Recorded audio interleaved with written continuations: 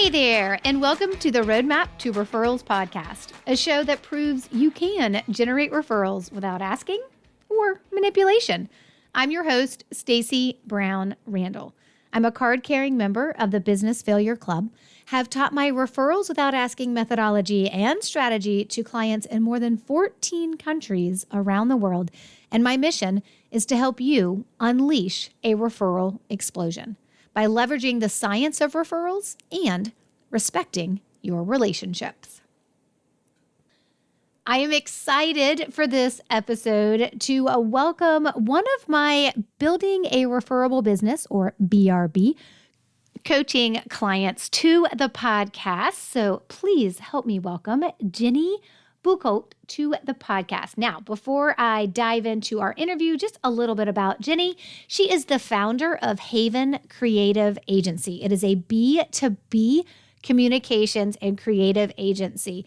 So thinking about what Jeni does with Haven Creative, as a communication consultancy, they help organizations grow and drive results through brand positioning, strategic communications, PR, and advertising.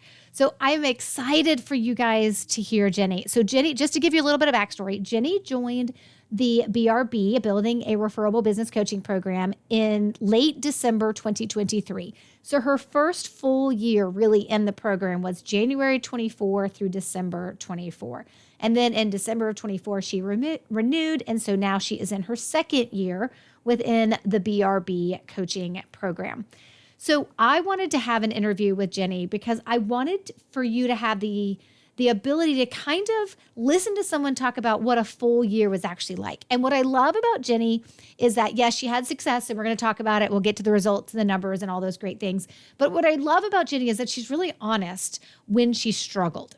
And so I think that's so important. If you're ever considering joining any coaching program, whether it's mine or anybody else's, or you're considering working with me at the Referral Accelerator or the VIP level, it's knowing that whereas, yes, my clients have great results, but it comes because they do the work. And one of the things that Jeni will talk about is where there were some struggles with her early in the BRB coaching program to kind of like find her footing and get moving on doing the work. So I don't want to ruin it. I think the way Jeni talks about her own story is really important here. So I will let Jeni do that. But of course, we will also talk about what it looks like from a referral perspective, with making sure that her team members understand what they've learned and putting into place, and so that everybody is firing on the same cylinders, so to speak, for the referral work that they are doing. And then, of course, we're going to talk results. So you know what? Without further ado, let's just dive into the interview with Jeni. Let her talk to you about what worked, where she struggled, where she had to get some additional support from me, and then, of course, the results that she had as well. All right, now to the interview. Jeni, I'm so excited to have you on the podcast. It's always fun to have someone on the podcast where, one, I've been on their podcast, so that's always awesome. And then, of course, to just spend some time chatting with my clients. That is such a highlight for me. And so I'm so glad to have you on the podcast. Now, before we dive into all things referrals, of course, which is what we're going to spend our time talking about, I want to make sure you have an opportunity to kind of share with my audience a little bit about what you do, because I find the work that you do fascinating, and it's not what you would typically expect, like from the perspective of the type of clients you work with and things like that. So can you share a little bit about your business? Absolutely. First, thank you so much for having me. It's definitely fun to continue the conversation after the last podcast. I think we have a lot of similarities in how we think and feel about life and business, so it's really cool to share that with you. So Haven Creative is a brand communications company. I kind of live by the motto that all problems in business stem from communication, something not said or misunderstood. So we work with automotive aftermarket brands primarily to help them streamline their communication from the inside out. So employee newsletters and strategic storytelling and sales playbooks, to then the PR and advertising, so they can reach their business goals, but ultimately to build community and enthusiasts around their brands. I think that's so awesome because, I'm a big believer in communication can solve all things as well.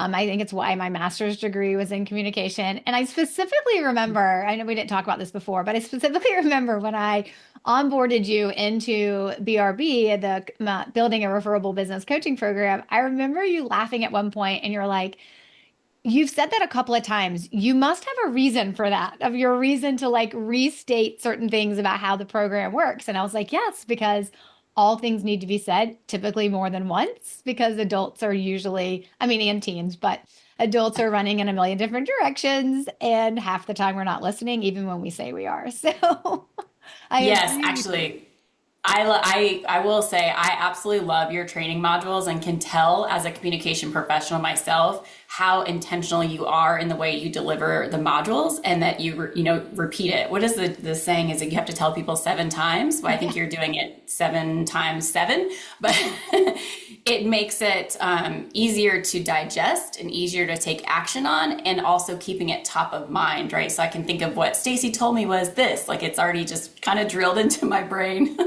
Yes. Well, I think it's really important because we stuff a lot of information into our brains and then we expect ourselves to remember a lot. So I think that it's just very, very necessary. Okay, cool.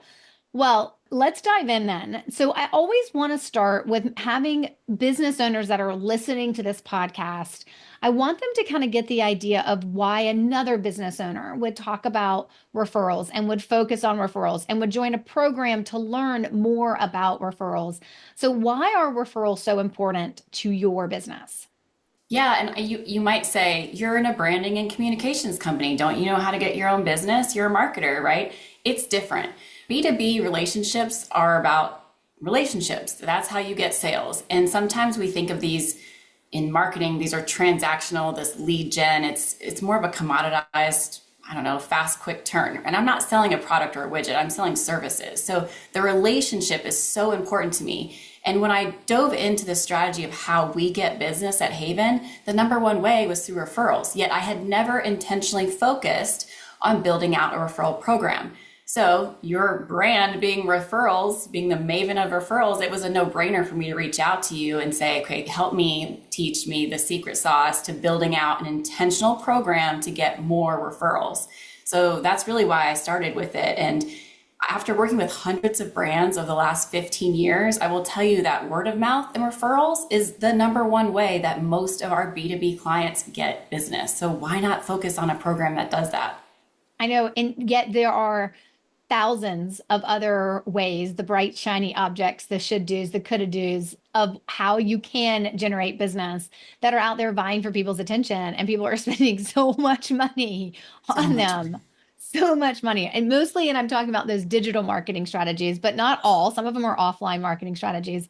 And there are a lot that are out there that are competing for our attention and our dollars in terms of how we should be, spending our money from that perspective to bring in clients. When I always tell folks, referrals shouldn't be the only thing you're focused on, but I'm selfish.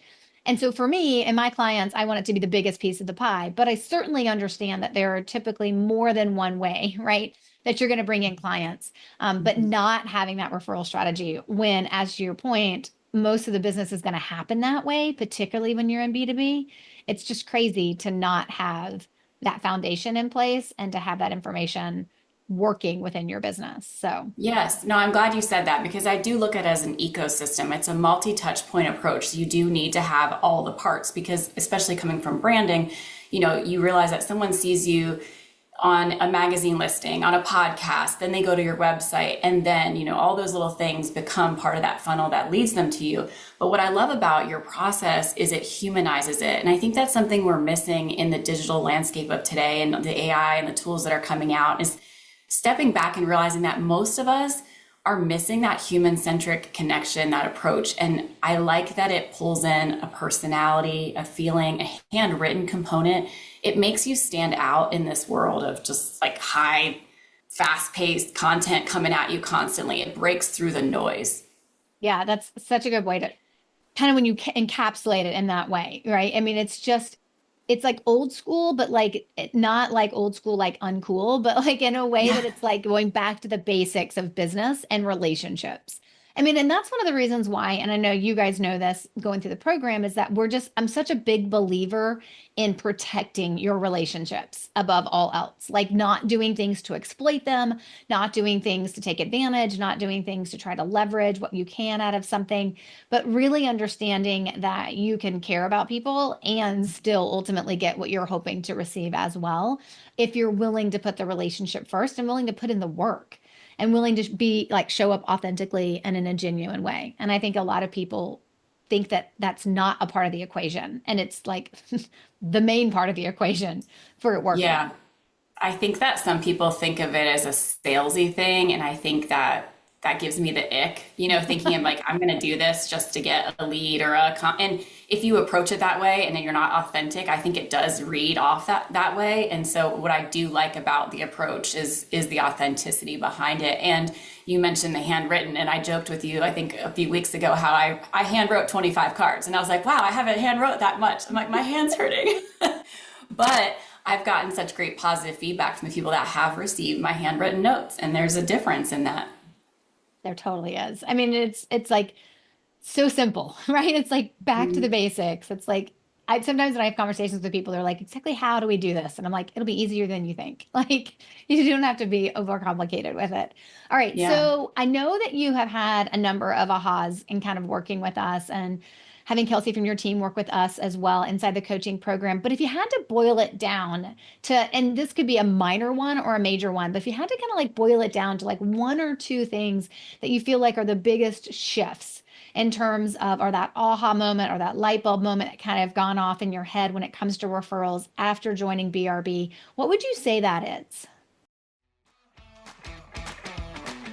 Hey there, pardon the interruption. There are only 2 days left to sign up for my free live training coming up on March 27th.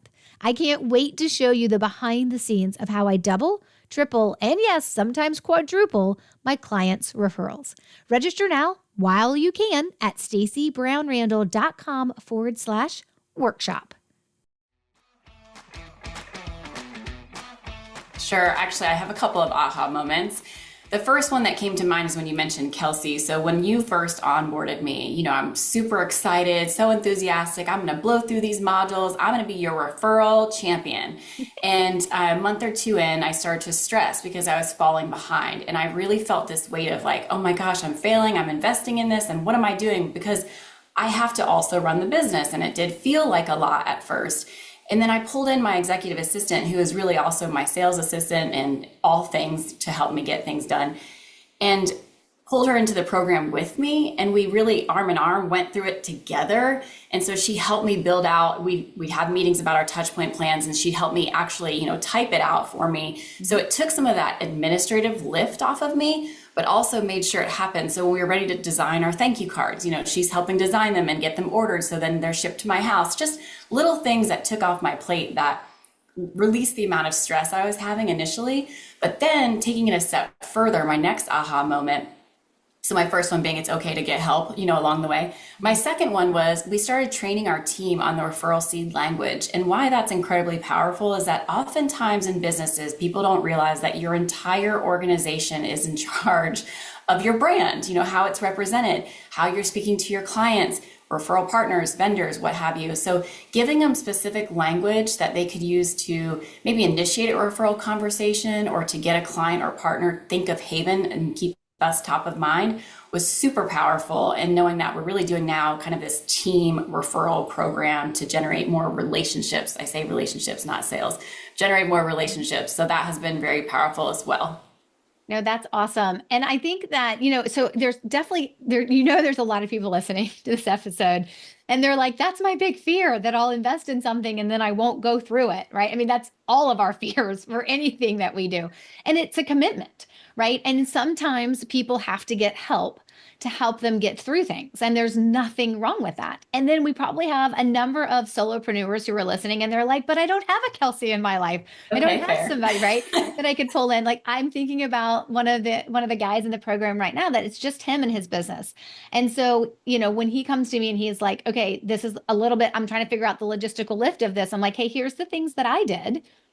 before I had my assistant, Kathy, helping me do things. And he was like, oh my God, that's amazing. So, like, it doesn't necessarily have to be that yes, you have to go through the trainings, no matter how Yes, you're going to do that. That you has to do. happen. You can't Hmm. like bypass that. The information just cannot be like downloaded into your brainstem. Like, that's not how it works. You have to actually go through and watch the Yeah. information. But outside of that, the ability to get help, I think it's one of the smartest things as business owners we do. And in his case, right? I mean, we didn't look outside his family for the help that he needed. Like, he just happened to have what he needed that could help him do some things that he was getting stuck on. And I was like, here's how that could look. And I gave him a couple options. He was like, oh my gosh, this is great. So, I think for anybody that's listening, that's like, that's their holdup, is that I'm going to have to take some time and I'm going to have to go through some things and learn some things and train some people. Yes, that is the answer, that you're going to have to Yes. do that. And you're going to have to decide that it's worth it for you. And for you, you knew instantly how to get yourself over the hump. You're like, wait a minute, I got somebody I can bring on board that can help me do this. And it makes life easier. So I Yeah, so commend I you. have a tip on that too, is setting aside time and being realistic on the runway. I think that I was so gung-ho trying to think I was going to get it up and running in the first 90 days, and perhaps the realistic expectations of not trying to rush through it, but going, okay, I'm going to, eat the elephant one bite at a time, if you will. But I didn't have to go through every single module in 2 weeks. I could carve out an hour each week. And then eventually I carved out a half hour each day to really focus on my BRB tasks. So that helped me just think about one small thing each day I could do to get to that. Well, another point I wanted to make is we talk about the value of our time. And when you are a solopreneur, I think at first we're thinking we have to do everything. But if we look at investing in referrals as a very high valued item and putting aside getting help on the things that maybe aren't as high value, like maybe it is booking the restaurant or taking the dry cleaning, or where are you putting your focus on things that maybe aren't as high value, that could be what's offboarded so that you can focus on your BRB to scale your business. Yeah, it's all about what you're willing to commit to. I mean, that is ultimately whatever you're willing to commit to, usually you're willing to put time and energy behind. And that has to be, it's what I tell folks all the time. They're like, I want to join the program. I'm like, but you're trying to launch a new website and bring on 3 new staff members. Why don't you just wait and then join the program? It'll still be there. Like, you don't have to join today because you're right, because it is a commitment to kind of go through it. And it's interesting. People ask me all the time. They're like, for those clients of yours, Stacey, where I see the results and they like hit their goal in their first 90 days, they're like, did they get it all done in the program? I'm like, no, usually their ability to hit their goal in the first 90 days is not because they went through all of the training modules of all of the trainings that are available. It's because they needed 1 or 2 of them. And when they put them Mm-hmm. in place, then they started to see really fast results. And that's all based on where they're starting from. And everyone Yep. starts from a different place. Okay, so let's talk about, kind of, before we talk about the results, because I know people want to talk numbers. They always want to like hear the things that have happened and all the good stuff, right? But before we get there, I want to do a little like think into the future first before we talk about what the results have been for you over your first year. So now that you and your team have these referral strategies and you have them in place and you're working on them and you're improving upon them and you're still doing new things when you need to, but now that you guys have these things in place, what are you most hopeful about for the future? Yeah, I mean, I think like a lot of business owners, I'm most hopeful to keep growing my business. So I think about how I can continue to scale the referral program.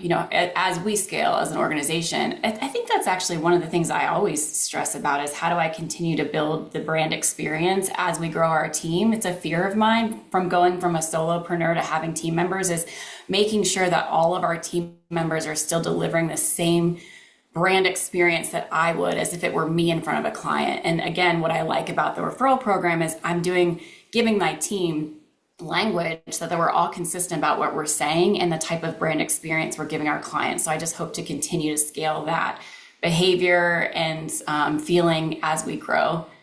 Yeah, no, I think that's perfect. Okay, so let's talk a little bit about results. So as it's funny when I always do these, I always go into folks' trackers, and when I talk about in the podcast, you should be tracking your results. Like I also know that like it's exactly what all my clients have in place. So I can go into our shared Google Drive that we have with you, and I can go in and I can pull up your tracker and I can look at your results. And so just thinking about when you joined in December of 2023, so really kind of like your first year starting in January, all through 2024, January through December of 2024, your goal based on previous results you had, your goal was like you wanted 10 referrals, which doesn't sound like a lot probably for some people listening, but what clients do with you and how long that they are with you, you're not one of those businesses that needs 100 clients in a year. In fact, you probably couldn't even handle that.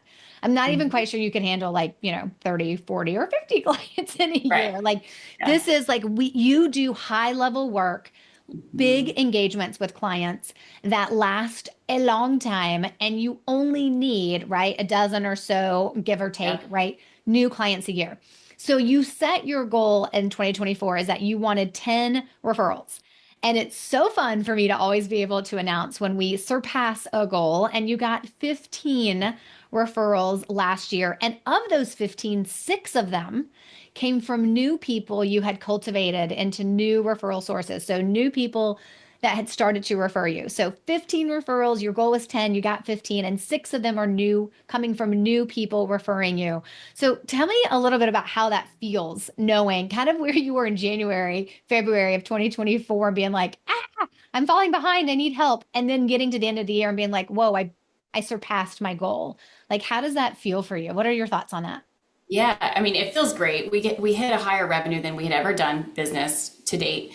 But going backwards, I think when you talk about your tracker, it's so important for business owners to if you can measure it, you can improve it, but to track it, not just to have a goal set, but to look back like you're doing. I can tell you in the 15 years of running Haven or so, I really was terrible about looking back and celebrating wins.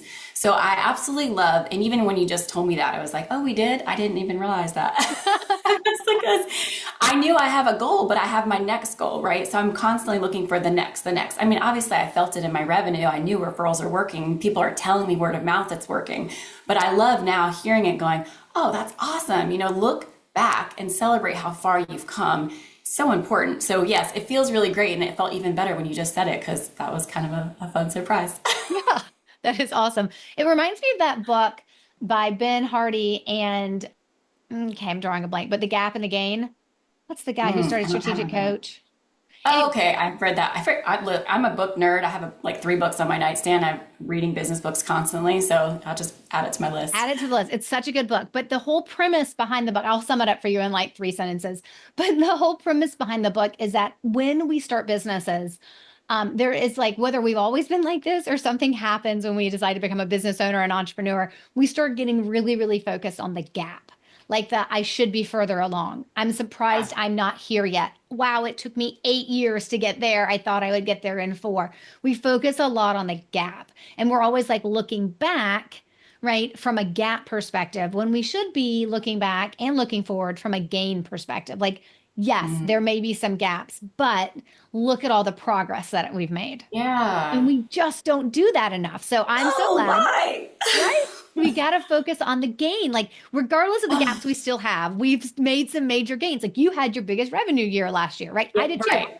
So I think that's something we're like twinsies in that. That's something we have in common. But I think it's that idea of understanding that no matter what we are still trying to accomplish, we are accomplishing so much more than we typically stop, pay attention to, and then give ourselves credit for.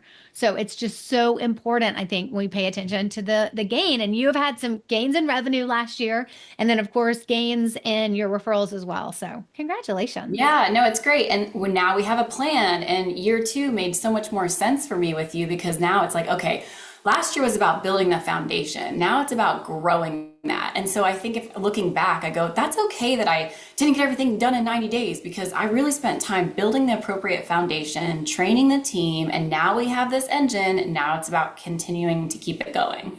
Yes, it's so awesome. Okay, cool.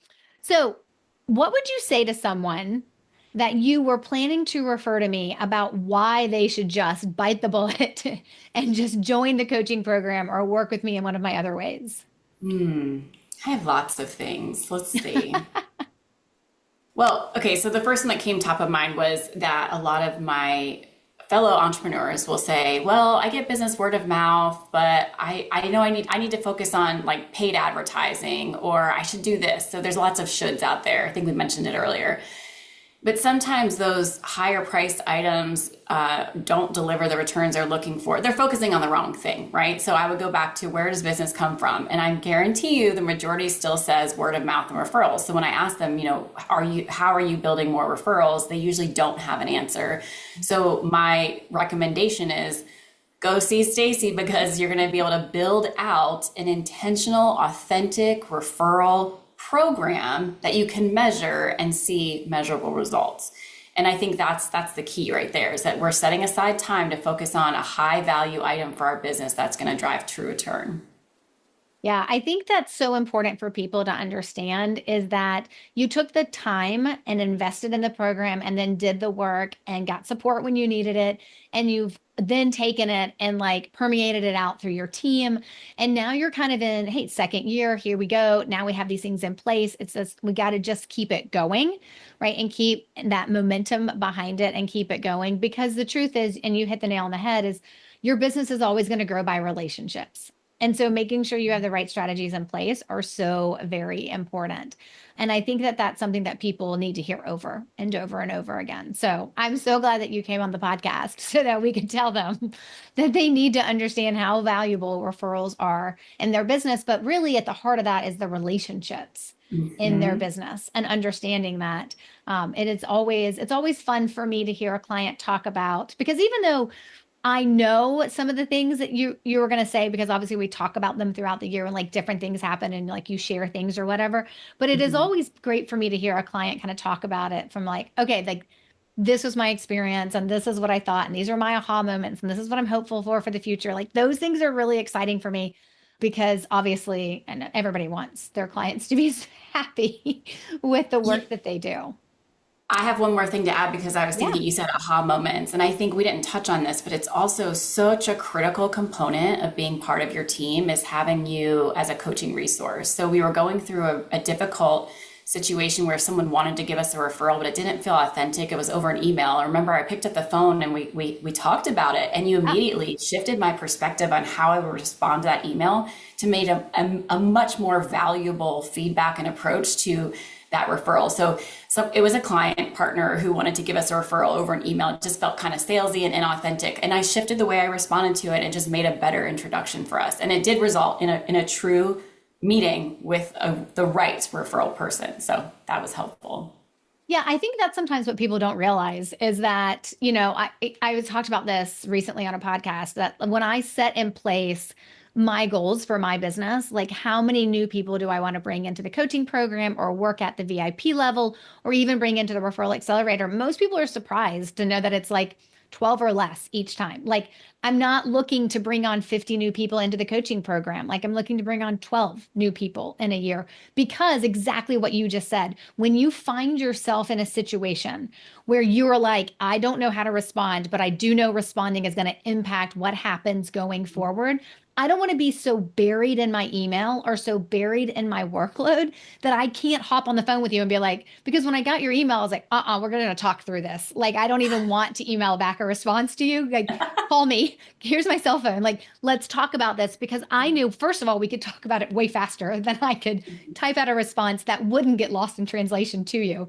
And that I also know sometimes I want to have that freedom and flexibility to just like, let's just talk about this, right? Like, let's just talk through it, because that's really what people need, is they need somebody that they know they can just call and will be there and be like, what is the situation? And here is the best advice that I can give you. And I think that, and when you're in a program where there's 30, 50, hundreds of people, you just never get the person leading the program's attention. And I never wanted to build something like that. So it's all built intentionally for moments like that. So I'm so glad you shared that. Thank you. Yeah, it's great in the Q&A sessions, all of that. Like you said, you're building a community and you're building authentic relationship with you. So it's great. Yeah, absolutely. Well, thank you so much for coming on the podcast. I really appreciate it. Happy to be here. Thank you so much for having me.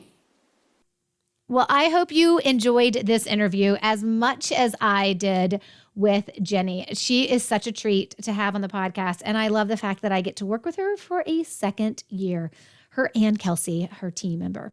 So if you want to connect with Jeni, we are going to have all of her links to her website, LinkedIn, and Instagram on the show notes page for this episode. which can be found at stacybrownrandall.com/354. That's stacybrownrandall.com/354. And don't forget, Stacy has an E. Well, I hope you enjoyed this interview as much as Jeni and I enjoyed being able to record it. Please check her out on LinkedIn and Instagram. Check out her website. If you need her help, she is a master and a maven at what she does. All right, we're back with another great episode next week, created with you and your needs in mind. Until then, you know what to do, my friend. Take control of your referrals and build a referable business. Bye for now.